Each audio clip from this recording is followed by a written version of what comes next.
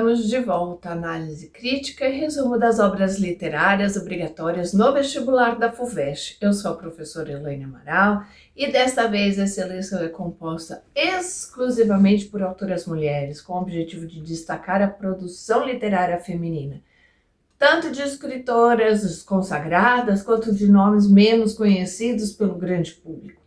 A iniciativa busca não apenas valorizar personagens femininas, mas também a autoria de mulheres na literatura que, de certa forma, foram injustiçadas ao longo da história. Parabéns aos envolvidos por essa brilhante iniciativa. Hoje vamos falar de Memórias de Marta, de Júlia Lopes de Almeida. Bora lá? Júlia Lopes de Almeida foi uma das principais escritoras brasileiras do final do século XIX e XX, muito pouco divulgado, muito pouco falado, infelizmente. Nasceu em 1862 e faleceu em 1934.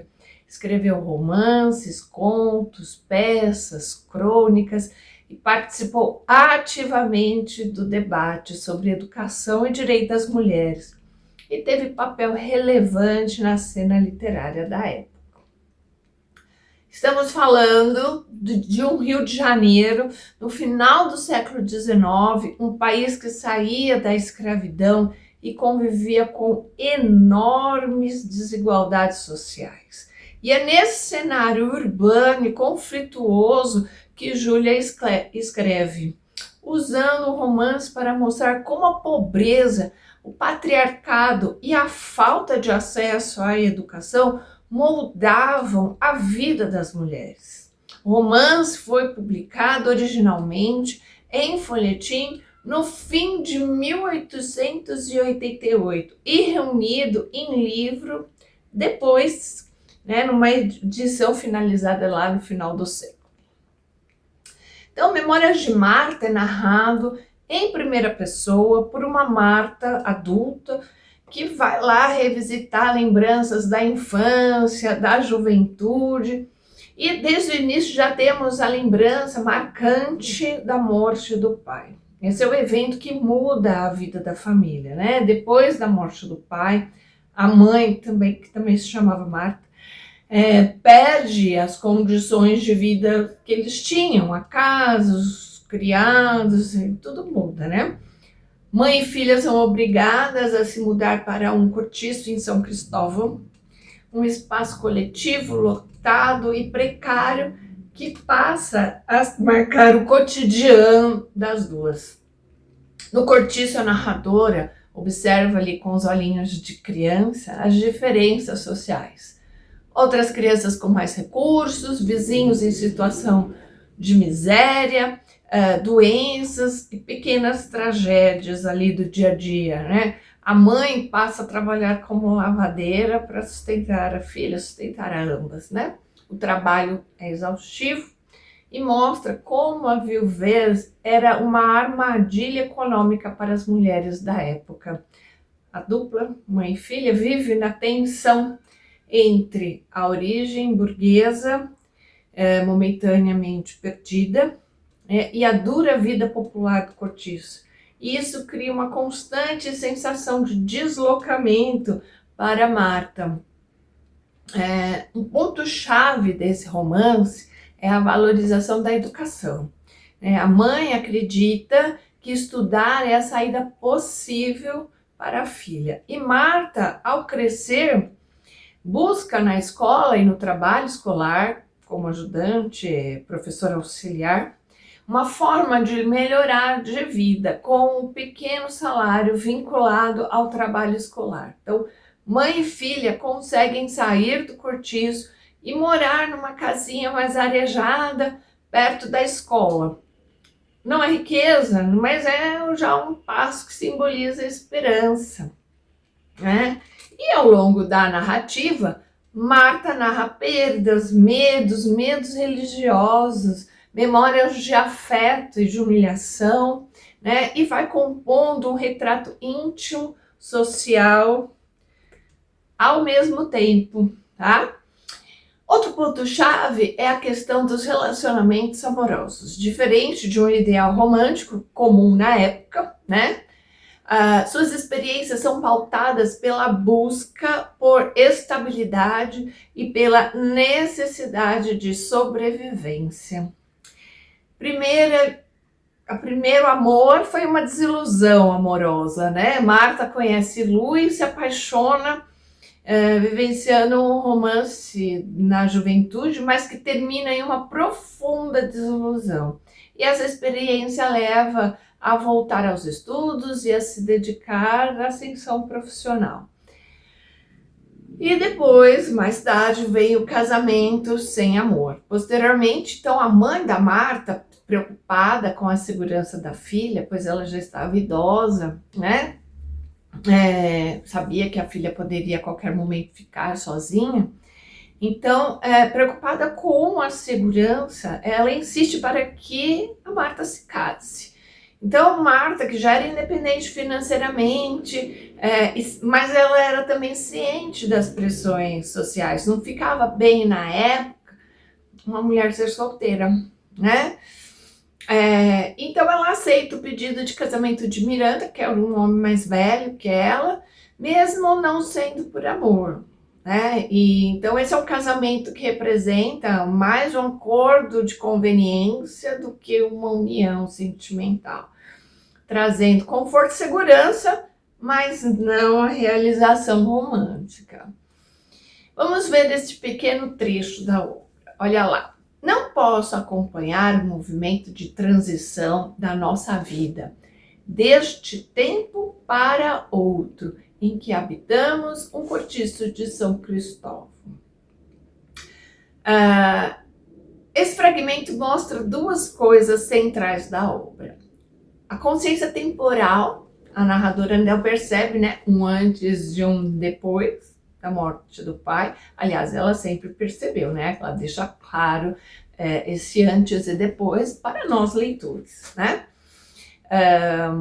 E a descrição social integrada à memória pessoal. O cortiço não é só o cenário, né? É força que transforma corpos, relações e destino, né? Então, essa fusão entre a psicologia íntima e a descrição social é a principal característica do romance. Júlia alia sensibilidade memorialista a uma crítica realista naturalista das condições sociais. Realista naturalista, a escola literária, tá? A gente já vai falar disso. O tema central é a condição feminina, então. No final do século XIX, viuvez, trabalho feminino e a educação como saída. Em segundo plano aparecem a desigualdade social, a vida no cortiço e traços realistas naturalistas, né? A descrição como meio, a descrição do meio, como fator determinante. Então, se vocês forem lembrar, essa é uma característica da escola literária realista naturalista, tá certo? Pontos que costumam cair em provas, então lembre-se disso. Narrador em primeira pessoa e memória autobiográfica ficcional. Cortiço como espaço social simbólico, né? Então, a gente pode aí ter na prova também comparações possíveis com o cortiço de Aloysio de Azevedo, certo? Lembram-se do cortiço de Aloysio Azevedo? Então, vamos lá. Vamos ler mais um trechinho? Eu tinha 15 anos e já me atormentava com o pensamento de que talvez a vida de mulher fosse isso. A entrega a um destino que não se escolhe, que se aceita sem forças para lutar. No entanto, em meu coração guardava uma esperança, um desejo secreto que eu não ousava nem mesmo confessar a mim mesma. Olha lá, então esse trecho é emblemático, né? Pois traz à tona ali o dilema interno da Marta. Aqui ela expressa a ideia de resignação, que era um tema recorrente na literatura feminina do século XIX, no início do século XX, né, onde a mulher muitas vezes não tinha voz ativa, não tinha nenhuma voz ativa, nem mesmo sobre o seu destino, né? E isso refletia nas suas escolhas amorosas, profissionais, familiares, né? A ideia de que Marta é sem forças para lutar é, na verdade, uma crítica da autora ao sistema social e patriarcal que restringe as mulheres, que eram condicionadas a aceitar uma vida pré-definida, sem liberdade para escolha, né? E essa reflexão ainda é válida em muitos aspectos, pois as mulheres, mesmo após grandes conquistas, que é o nosso caso agora, continuam a lutar pela autonomia de escolha e pela igualdade de direitos, não é mesmo?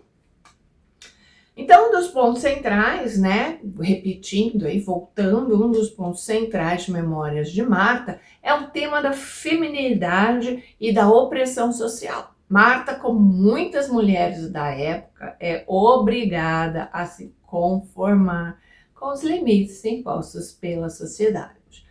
Ela é um reflexo de uma geração de mulheres que viviam dentro de um ideal de feminilidade moldado por normas rígidas e quase sempre injustas. Quase não, sempre injustas, né? Júlia Lopes de Almeida, ao criar essa personagem, ela não só criticava essas normas, mas também revela a força interior das mulheres que, apesar das dificuldades, ainda conseguiam de alguma forma resistir. Marta, mesmo em sua dor e questionamento, representa uma mulher que busca entender sua identidade e seu papel no mundo.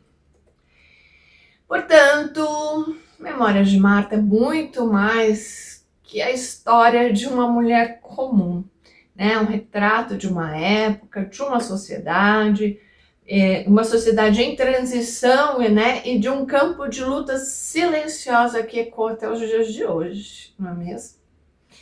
A obra, né, da Júlia não só nos oferece um olhar sobre o passado, mas também nos convida a refletir sobre as questões de gênero que continuam a ser debatidas em nossa sociedade.